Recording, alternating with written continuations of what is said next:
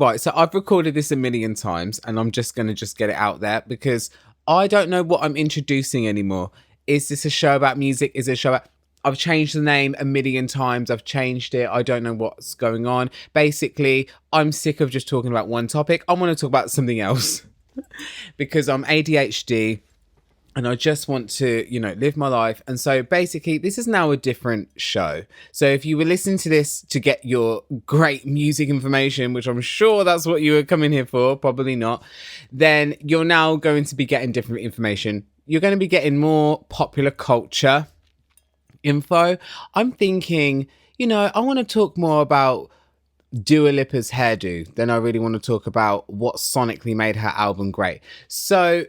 And even the choice of Dua Lipa, like even just saying that. Anyway, so we're changing this whole thing.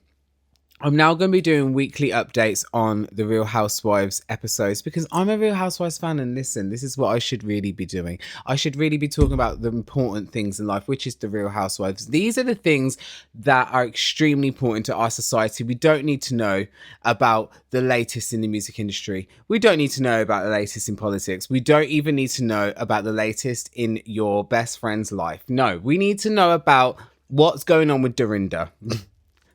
Okay, we're not even talking about Dorinda today, but actually I would like to know what is going on with Dorinda. I want to know where she is. I want to know how she's doing. Is she okay? I've just been rewatching the latest season of New York, the last one, and she's especially evil in that season. It's very troubling. The whole thing is troubling.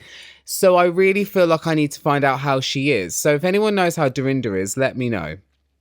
Anyway, so we're going to be talking about that. I will still be interviewing artists and having like artist conversations.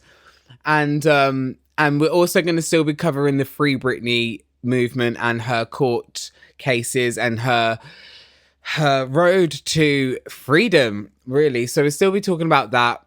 But let's just talk about Real Housewives. So I'm going to start with talking about this blind item. So, let me just get this. I'm so prepared. So, where are we?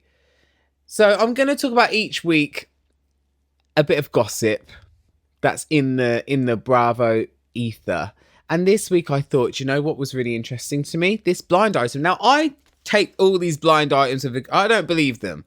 And some of them have proven to be true. I mean, the really blatant, obvious ones about Bronwyn proved to be true. But, that wasn't a blind item. Like, we all knew it before it was even a blind thing. So that wasn't really blind to me. But this, I thought, was interesting because this one came out the water. And I thought, if this one proves to be true, I hope it proves to be true. Because, to be honest, we've run out of storylines with Housewives. We've got a lot of things that are kind of recurring. And this week, we're going to be talking again about things that are keep recurring and recurring. But this would be new. So, this is the blind item. It said this. Some crazy days and nights. Or something. I don't know.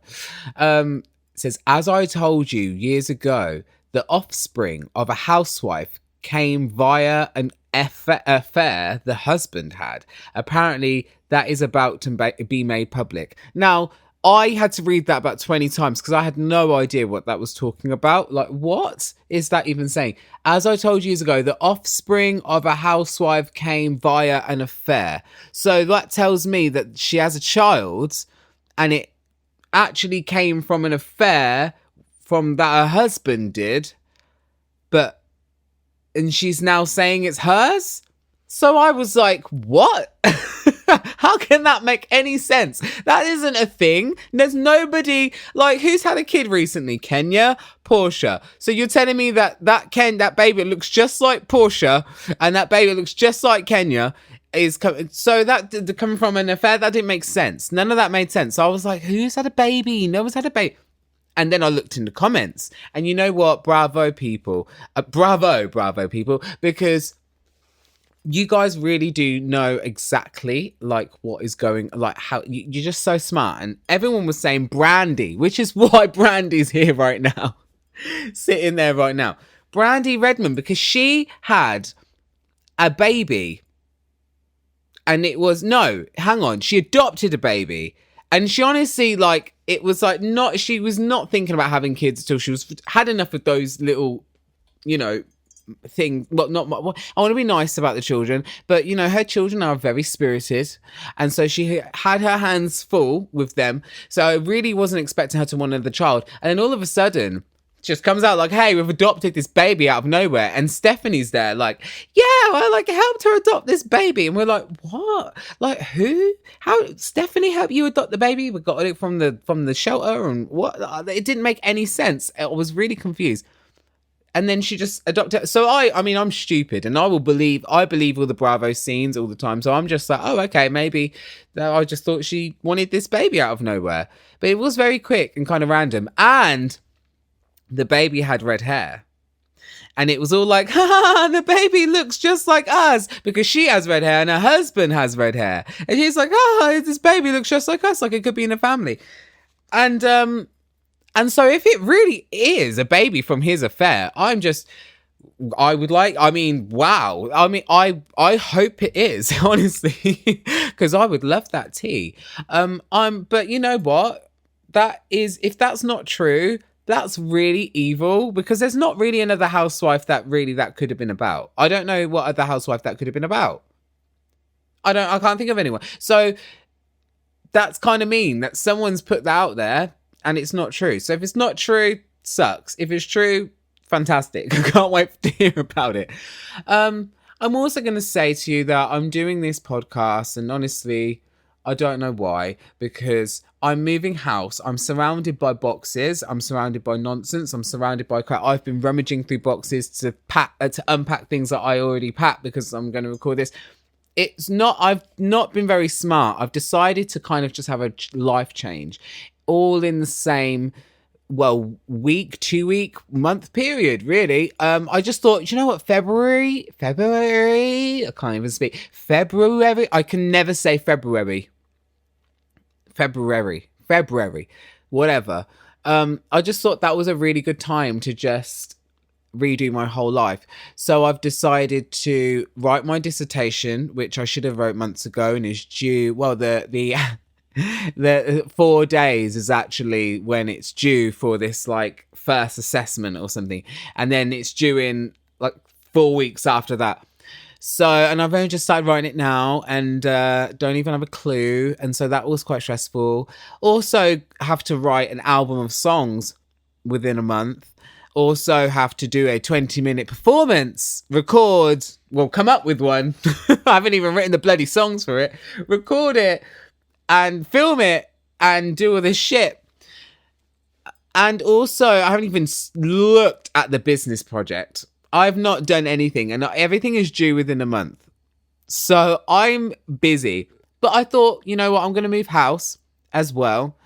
And then I started a tarot reading business, which again is a lot of work. Tarot reading for other people is stressful. I wasn't really intending to do it. I just thought I'd throw up an Instagram post and say, look, if you want a tarot reading for £1, then come to me and I'll do it for you. And then it just kind of carried on from there. And I had a lot of people. And then I was like, right, this is I'm stressed now. And look, do you know what? People are so lovely that a lot of them gave more than £1. They gave whatever they felt they wanted to give, which was so lovely. And so I did actually make some coinage off that. I was like, oh, do you know what? Pandemic, broke, have nothing else better to do. Well, actually, I have a lot of other things to do. But I thought, do you know what? Why not start doing this? And I honestly felt called by God. Now, after watching this, you probably won't want a tarot reading from me. You probably think, who wants a tarot reading from that evil person? But let me tell you something. Even the most evil bruja in the back end alley of Brooklyn is going to give you a good tarot reading. She might not be nice herself, but the message will be good. Don't worry about the source, worry about the message, okay?